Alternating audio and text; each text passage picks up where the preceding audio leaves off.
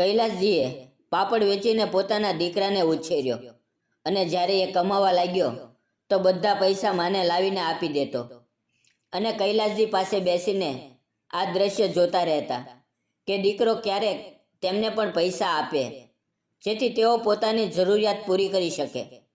એક દિવસ તેમણે દીકરા પાસેથી 6 રૂપિયા માંગ્યા કે મને નાઈ પાસે વાળ કપાવવા છે, તો એ બોલ્યો, ખુદ કમાઈને પોતાના ખર્ચા પૂરા કરો, તમે મારા માટે શું કર્યું છે? આ સાંભળીને કૈલાસજી ઉદાસ થઈને ઘરેથી નીકળી ગયા અને બીજે દિવસે દીકરો ઓફિસ ગયો તો તેના હોશ ઉડી ગયા એ જોઈને કે ત્યાં, માં, આ લ્યો પૈસા, પોતાના હાથમાં રાખો, આજે મારી પહેલી સેલરી આવી છે। બોસે કહ્યું છે કે જલ્દી તેઓ મારી પ્રમોશન પણ કરી દેશે।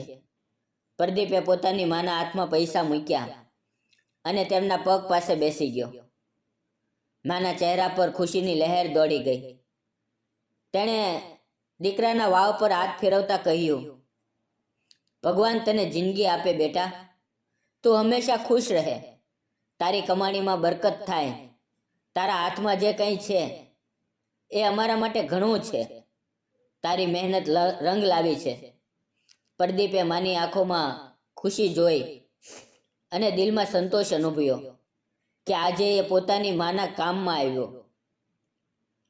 કૈલાસજી ઓસરીમાં બેઠા બેઠા આ દ્રશ્ય જોઈ રહ્યા હતા। તેમને લાગ્યું કે દીકરો તેમના હાથ પર પણ કંઈક મૂકશે।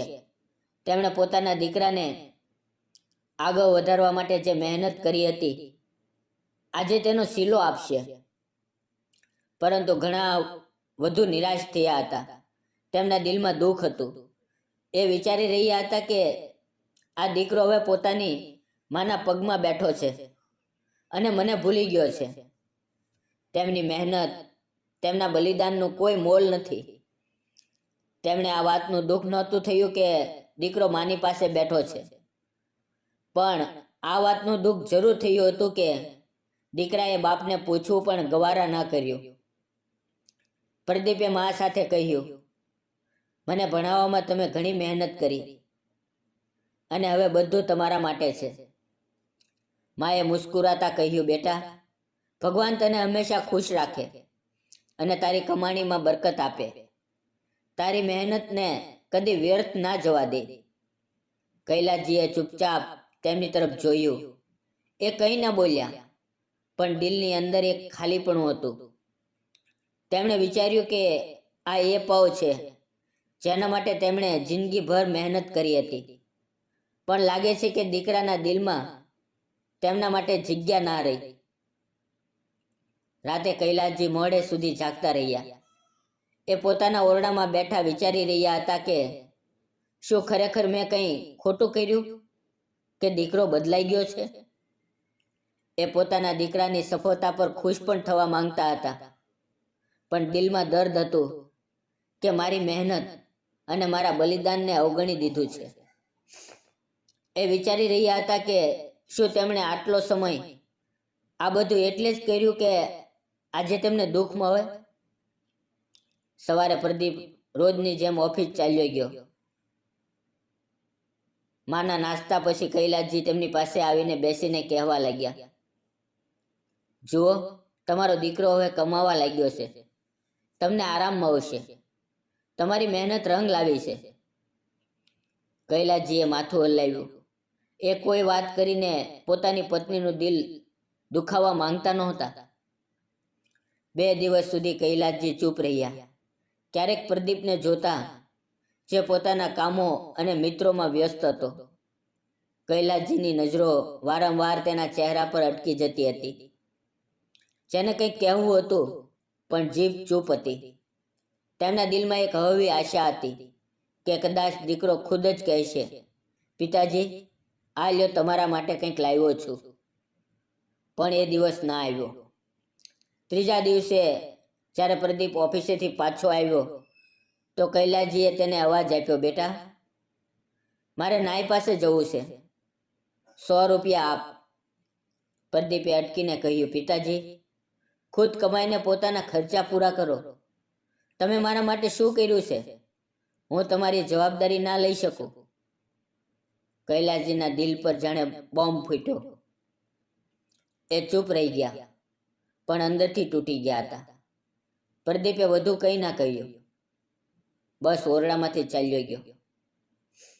કૈલાસજીએ ધીમે ધીમે દરવાજો બંધ કર્યો અને પથારી પર જઈને બેઠા. તેમના હાથ કાપી રહ્યા હતા અને આંખોમાં આંસુ હતા. એ વિચારી રહ્યા હતા કે આ એ પવ છે જેની રાહ જોવાતી હતી. પણ દીકરાએ પોતાની મહેનતનું ફળ ફક્ત મા માટે વિચાર્યું, બાપ માટે નહીં. તેમના દિમાગમાં પ્રદીપનો અવાજ ગુંજી રહ્યો હતો, ખુદ કમાઈને પોતાના ખર્ચા પૂરા કરો. તમે મારા માટે શું કર્યું છે? તેમના આંસુ ખુદ વહી ગયા હતા. એ વિચારી રહ્યો હતા કે બસ હવે ચૂપ રહો, કારણ કે દીકરાના દિલમાં હવે તમારા માટે જગ્યા ના રહી. તેમને એ દિવસ યાદ આવી રહ્યા હતા જ્યારે તેમણે પોતાની ભરી જવાની પોતાના દીકરા માટે ભૂલાવી દીધી હતી. પોતાની જરૂરિયાત પર પોતાના દીકરાની ઈચ્છાઓને પ્રાથમિકતા આપી હતી. જિંદગીભર મહેનત કરી હતી. આખો દિવસ પાપડ વેચતા હતા અને પોતાના દીકરાની ઈચ્છાઓ પૂરી કરતા હતા. કેટલી વાર એવું થયું હતું કે પ્રદીપની જરૂરિયાતો પૂરી કર્યા પછી તેમની પાસે ઘરના ખર્ચા માટે પણ પૈસા ના બચતા. ત્યારે રાતોમાં પણ કોઈ પાર્કની સામે જઈને પાપડ વેચવા લાગી જતા હતા, જેથી ઘરનું રાશન આવી શકે. તેમણે પ્રદીપને લઈને જીવનમાં ફક્ત એક જ સપનું જોયું હતું કે એ ભણી ગણીને મોટો માણસ બને અને તેમના વૃદ્ધાવસ્થાના દિવસો સુધરી જાય. તેમની દરેક ઈચ્છાઓ પૂરી થઈ હતી. પ્રદીપ મોટો થઈ ગયો હતો, ભણી ગયો હતો અને તેની સારી જગ્યાએ નોકરી પણ થઈ ગઈ હતી. પણ તેમની આખરી ઈચ્છા અધૂરી રહી ગઈ, અને એ હતી કે તેમના વૃદ્ધાવસ્થાના દિવસો સુધરી જાય. કૈલાસજીએ આ જ વાતને સારી રીતે સમજી લીધી કે દીકરો ચાલો માથી તો પૂછે છે, બાપને ના પૂછે તો કોઈ વાત નહીં. તેમણે વિચારી લીધું હતું કે એ દીકરાની જિંદગીથી ક્યાંક દૂર ચાલ્યા જશે, જેથી તેના પર બોજ ના બને અને ના તેની કઠોર વાતો તેમનું વધુ દિલ દુખાવે. દૂર રહેશે તો કોઈ પ્રકારની કોઈ ફરિયાદ પણ ના થશે. સવારના સમયે કૈલાસજી ઉઠ્યા, પૂજા કરી અને ચૂપચાપ ઘરેથી નીકળી ગયા. આ પળ કૈલાસજી માટે ઘણી દુઃખદ હતી, પણ તેમના દિલમાં આ પણ વિશ્વાસ હતો કે જે કંઈ થવાનું છે એ સમય સાથે થશે અને દીકરાને પોતાની ભૂલનો અહેસાસ જરૂર થશે. ગલીના વાંક પર પહોંચીને એ અટકી ગયા અને પાછળ ઘર તરફ જોયું. દિલમાં પ્રાર્થના કરી, ભગવાન, મારા દીકરાને એ અહેસાસ કરાવી દેજે જે તેને આજ સુધી ના આવ્યો. એ જાણતા હતા કે હવે તેમને કંઈક દૂર રહેવું પડશે, જેથી દીકરો પોતાના કરેલા પર અહેસાસ કરે. પ્રદીપ ઘરની અંદર હતો અને પોતાની મા સાથે વાતો કરી રહ્યો હતો. તેને કદાચ આ સમયે પિતાના દિલની હાલતનો અંદાજો ના હતો. પ્રદીપને અંદાજો પણ ના હતો કે તેના પિતા તેને છોડીને ચાલ્યા ગયા છે. તેણે આરામથી પોતાના ઓફિસ જવાની તૈયારી કરી અને જ્યારે એ ઓફિસ પહોંચ્યો તો દરવાજા બહારથી જ બૂમો અને હલચલ અનુભવાય. લોકો દોડતા અંદર જઈ રહ્યા હતા અને કેટલાકના ચહેરાઓ પર ભય અને પરેશાની સ્પષ્ટ દેખાઈ રહી હતી. પ્રદીપે પોતાના મિત્રને પૂછ્યું, શું થયું? તો મિત્રએ હિચકિચાતા કહ્યું, પ્રદીપભાઈ, કંઈક એવું થઈ ગયું છે કે બધા પરેશાન છે. આ સાંભળતા જ પ્રદીપનું દિલ ધડકન ચૂકી ગયું અને મને લાગે છે કે એ શરૂઆત પણ તમારા કેબિનમાં થઈ છે. હું ઝડપથી અંદર ગયો અને ઓફિસના મુખ્ય હોલમાં પહોંચ્યો તો તેને ખબર પડી કે કંપનીના મોટા ક્લાયન્ટે અચાનક કોન્ટ્રાક્ટ ખતમ કરી દીધો છે. તેની સાથે કેટલાક મહત્વપૂર્ણ દસ્તાવેજો પણ ગુમ થઈ ગયા છે અને બોસ ઘણા ગુસ્સામાં છે. ઓફિસના મેનેજરે ઓફિસમાં કામ કરતા બધા વર્કર્સને એકઠા કરી લીધા અને કહ્યું, આ બધું કોની બેદરકારી છે? પ્રદીપના દિલની ધડકન ઝડપી થઈ ગઈ હતી, કારણ કે તેને પોતાના મિત્રના શબ્દો યાદ આવ્યા કે આ બધું તમારા કેબિનથી શરૂ થયું છે. મેનેજર અને બાકી બધાની નજરો પ્રદીપ તરફ હતી. મેનેજરે ગર્જના કરતા કહ્યું, આ બધું કામ પ્રદીપના કેબિનમાં થયું છે. પ્રદીપે આશ્ચર્યથી કહ્યું, સર, મને નથી ખબર શું થયું. મેં કાલે રાત્રે બધું ઠીક કરીને છોડ્યું હતું, પણ મેનેજરે કહ્યું કે તમે જવાબદારી પૂરી ના નિભાવી, એટલે ક્લાયન્ટે કોન્ટ્રાક્ટ ખતમ કરી દીધો અને કંપનીને આટલું મોટું નુકસાન થયું છે. પ્રદીપની જીભ જાણે જામી ગઈ. દિલની અંદર ડર અને શર્મિંદગીની લહેર દોડી ગઈ.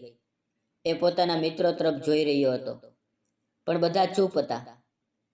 પ્રદીપે દિલમાં વિચાર્યું કે આ કેવી રીતે શક્ય છે કે કાલ સુધી બધું ઠીક હતું અને આજે બધું બરબાદ થઈ ગયું. એ બેબસ અનુભવી રહ્યો હતો. મેનેજરે કહ્યું, તમારે તરત ઓફિસમાં બેસીને રિપોર્ટ તૈયાર કરવી પડશે અને ક્લાયન્ટ સાથે થયેલી સમસ્યા ઉકેલવી પડશે. પ્રદીપે માથું હલાવ્યું અને ચૂપચાપ પોતાના કેબિન તરફ વધ્યો.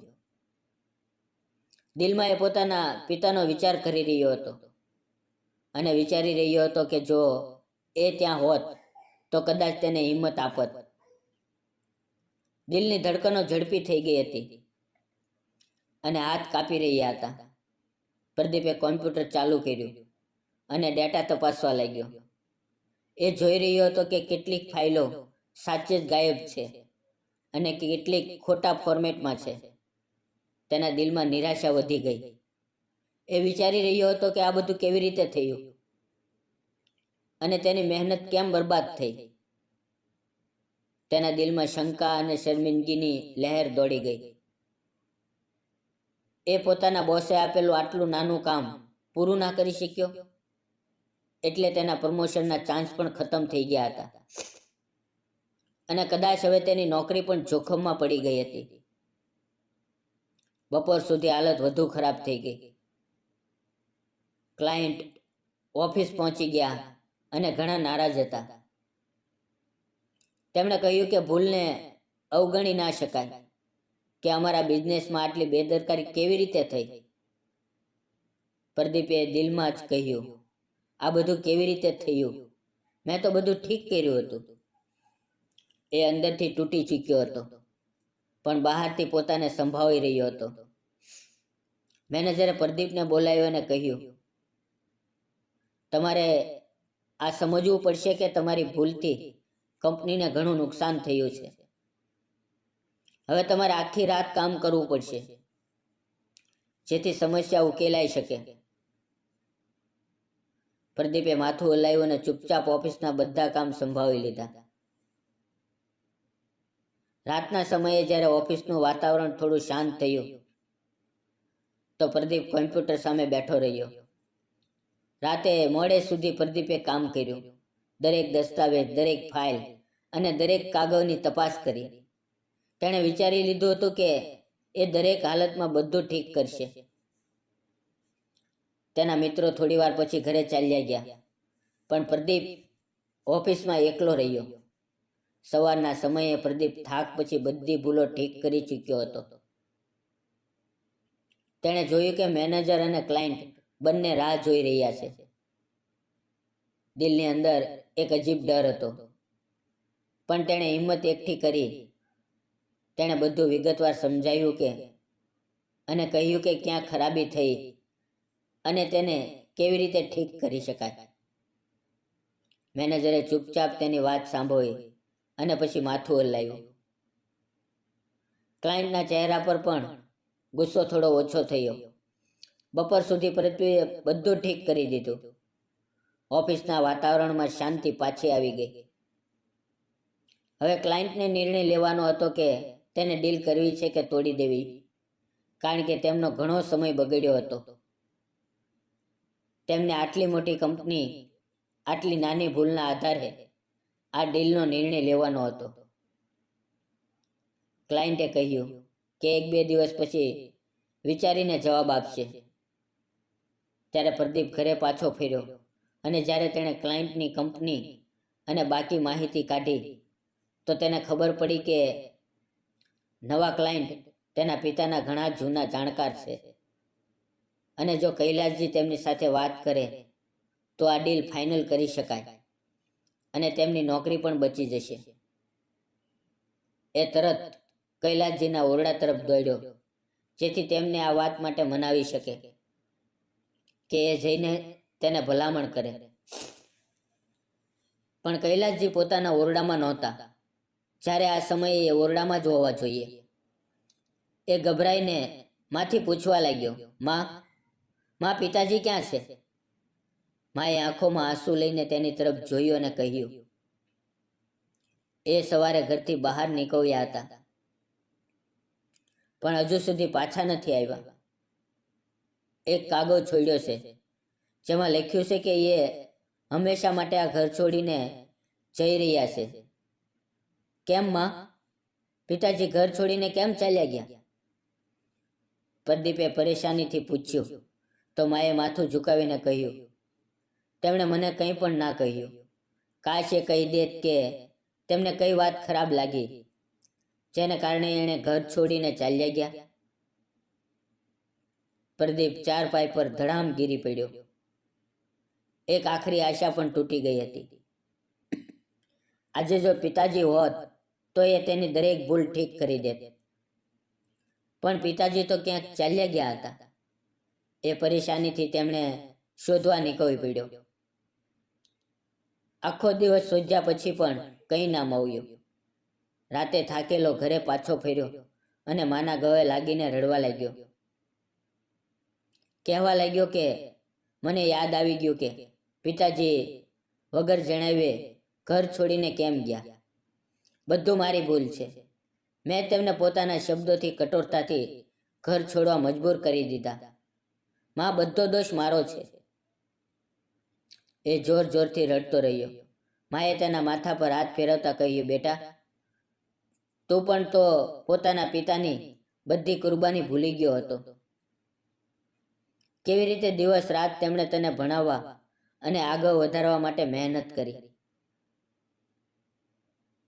પણ તે તેમની મહેનતનો સિલો આપવાને બદલે 100 રૂપિયા આપવાથી પણ ઇનકાર કરી દીધો. કાશ તું પોતાની વાતોમાં પ્રેમ રાખત.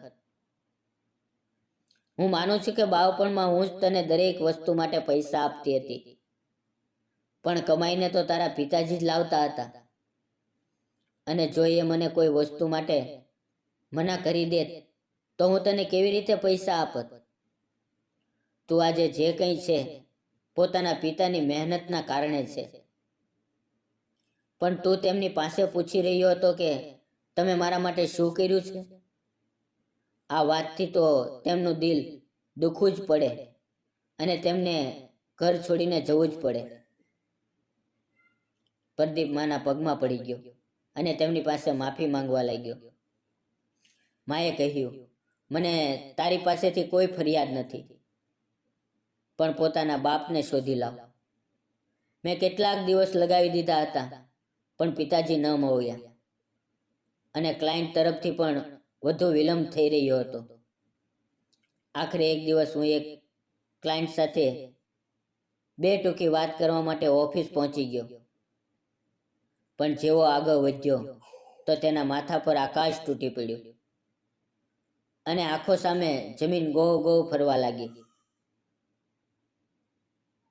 એ તરત ક્લાયન્ટની પાસેની ખુરશી પાસે બેસી ગયો અને અચાનક જમીન પર બેસી ગયો.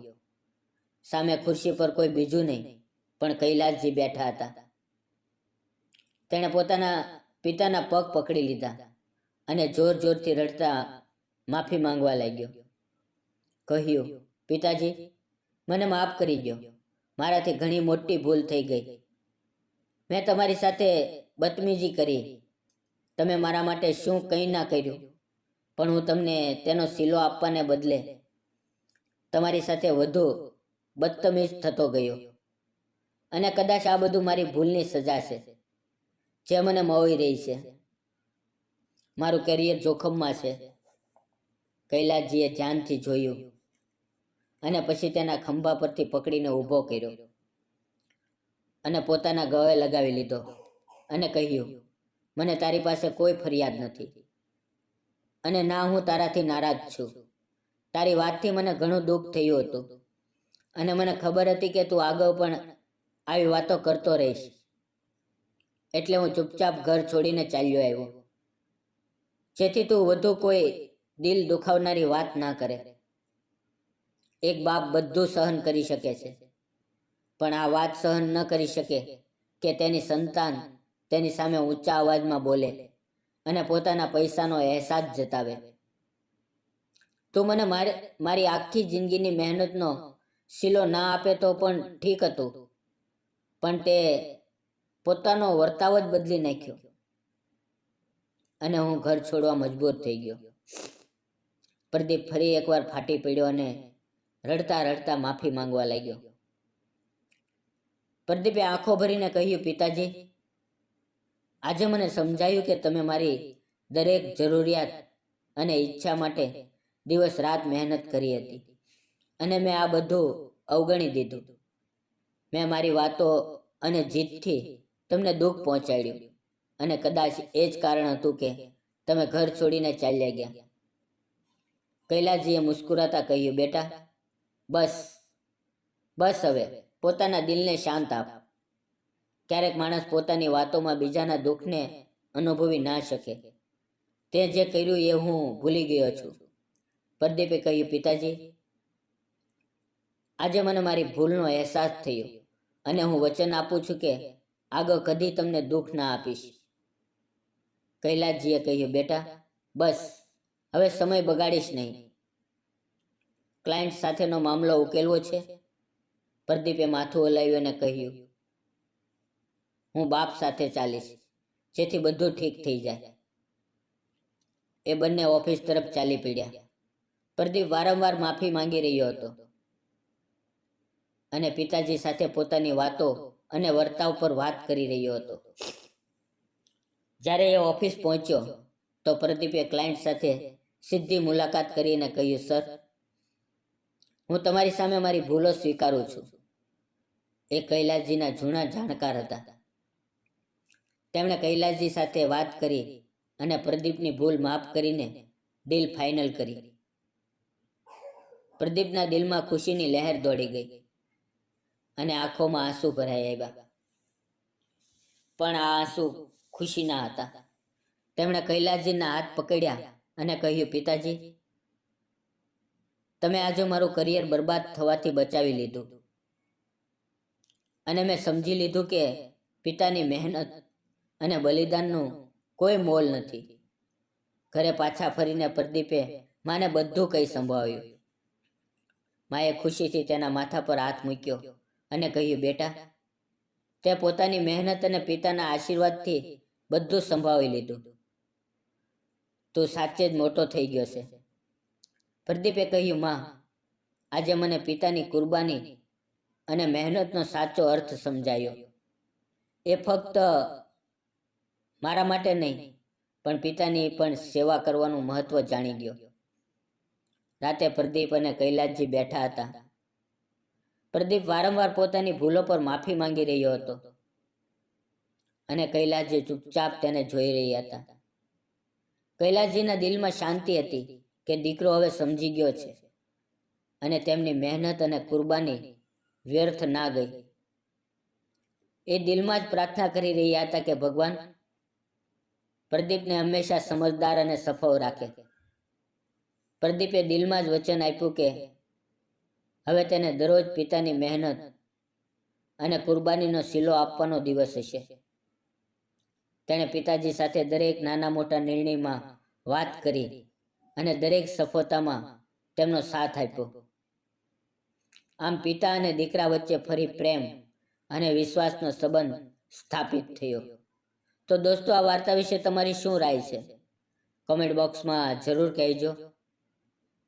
અને જો તમને અમારી આજની વાર્તા સારી લાગી હોય તો પ્લીઝ તેને લાઈક જરૂર કરજો.